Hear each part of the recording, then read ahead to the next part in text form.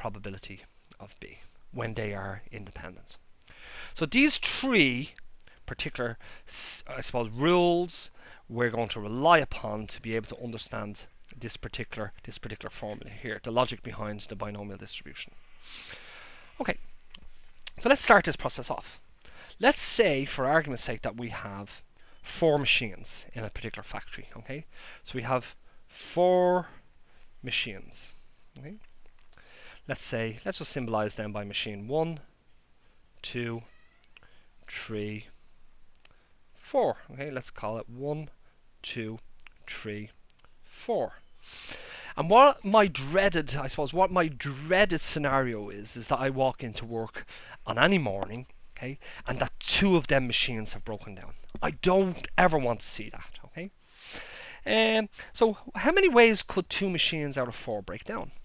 Well, let's just graphically do this. The first machine could have broken down along with the second machine.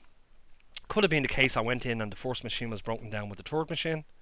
It could have been the case that I went in and the first machine was broken down along with the fourth machine.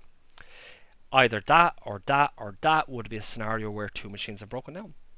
But we could have also had the scenario where the second machine has broken down with the third machine, and the second machine has broken down with the fourth machine, okay, and so on. We could have the scenario where the third machine is broken down with the fourth machine. Okay, so we're talking about machines breaking down. Okay, and let's assume that the probability, okay, of a machine breaking down is symbolized by P. So that's the probability of a machine breaking down. So that means the probability of machine not breaking down, okay, is 1 minus P. Okay, let's keep this in mind. Okay, so let's look at this scenario from an addition, or let's say from a multiplication and an addition rule perspective. Okay, and let's try to work out the probabilities. So let's consider the first scenario here. Okay, what has happened when I walked into work on the Monday morning? Machine 1 broke down, and machine 2 broke down, and machine 3 was okay, and machine 4 was okay. Okay, that probability here is, well, what's the probability that machine, let's call it machine 1, was okay, broke down. Okay, let's make that a B for broke, and machine 2 broke, and machine 3, let's say, was okay, and machine 4 was also okay. So this is this first scenario here. Okay, now these are ands, and we've already agreed that we have independence. So the multiplication rule tells us that when we have, well, this rule is where we have 2 events. When we have a series of events and there is independence, the multiplication rule tells us it's the product of the individual events. So this probability here becomes the probability that machine 1 is broken times the probability that machine 2 is broken times the probability that machine 3 is okay times the probability that machine 4 is okay. Okay. Now we know the probability of a machine breaking down, it's P, so this becomes P times P times, well, the probability of a machine being okay is 1 minus P, so it's 1 minus P, times the probability of a machine being okay is 1 minus P, which gives us a value of P squared times 1 minus P squared. P times P is P squared, 1 minus P times 1 minus P is 1 minus P squared. Okay, that's for the first scenario. Let's have a look at the second scenario. Okay, the second scenario, what we have is, okay, well, it's the probability. What's the probability of this thing happening here? So I walk into work on the Monday morning, machine 1 is broken down, and machine 2 is okay, and machine 3 is broken down, and machine 4 is okay. So the probability I'd like to calculate is the probability that machine 1 has broken down, and machine 2 is okay, and machine 3 has broken down, and machine 4 is okay. Okay. And once again, it is the product rule that we have here, the multiplication rule.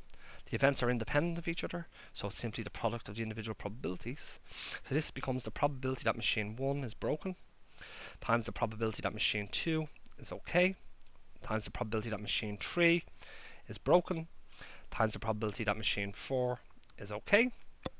Well, the probability of a machine being broken is P, so that's P times the probability of a machine being okay is 1 minus P, times the probability of a machine being broken is times P times 1 minus P, which gives us P times P is P squared, times 1 minus P times 1 minus P is 1 minus P squared. Okay? Excuse me. So what hopefully we can see here is that for each case or each scenario, okay, we end up with the same probability. Okay. Now let's think about it from another perspective. How many of these things are happening? Okay. What do I not want to see? Well, let's call this scenario 1, scenario 2, scenario 3, scenario 4, scenario 5, scenario 6. There's 6 of them. Okay. What I don't want to see is scenario 1 happening, or scenario 2, or scenario 3, or scenario 4, or scenario 5, or scenario 6. Okay. Now, so each one of these has the same probability of occurring. Okay. But any of these things could occur. Okay. So what we know is that if this happens, or this, or this, or this, or this, or this, we're in a situation that we don't want to be in. So what we would not like to see is that S1 happens, or S2, or S3, or S4, or S5. So what is the probability of any of them happening? Well, it's the probability that S1 happens, or S2, or S3, or S4, or S5, sorry, or S5, or S6, okay? Which is the sum of the individual probabilities, which is, because this is the OR rule, and there's mutual exclusion, so it's the sum of the individual probabilities. So this becomes the probability of S1, plus the probability of S2, plus the probability of S3, plus the probability of S4, probability of S4, plus the probability of S5, plus the probability of S6. How many of these is there? There's 6 of them, okay? And each probability is the same probability. So I have this plus this plus this plus this plus this plus this, 6 of them. Each one has the same probability. This becomes 6 times P squared times 1 minus P squared. Okay? And hopefully what we can see is this is looking quite similar, okay, to the binomial distribution formula, where we have 3 key terms, okay? Or we have 3 key terms, okay? And here we have the 6, we have the P squared, and we have the 1 minus P here, okay?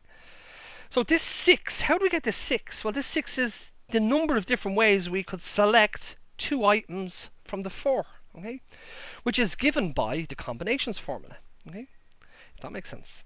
Okay? So that's what we have here. The combinations formula tells us the number of ways that we could select X items, or X objects, from N objects. P to the power of X here is P is the probability of the scenario happening. Okay? And X is the same X here. Okay? And that's what we have here. Is 6 represents the number of ways that we could select 2 items from 6. The 2 here represents the X. And the 1 minus P, well, the 2 here represents N minus X, which is 4 objects, 2 ways. So it's 4 minus 2 gives us 2. It's probably a bad example here because we have the 2 powers being similar. Okay? But I suppose, guys, this isn't a rigorous, I suppose, proof here of what's happening with the binomial distribution formula. But hopefully this has sort of demystified what's going on with the formula, and that it is actually quite rational, and there is a rational explanation on how we actually arrive at this formula. Okay?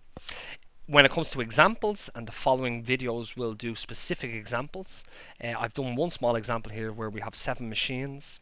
The probability of any particular machine breaking down is 0.4, and we're interested in what's the probability that 3 of the 7 machines need repairing or breakdown.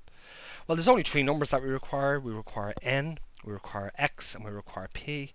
N is the total number of objects that we have.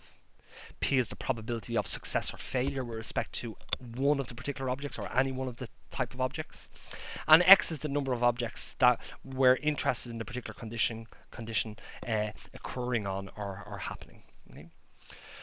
So once again, guys, this was Jonathan Lambert with the Mathematics Development and Support Service at the National College of Ireland, and I hope that this video was somewhat helpful.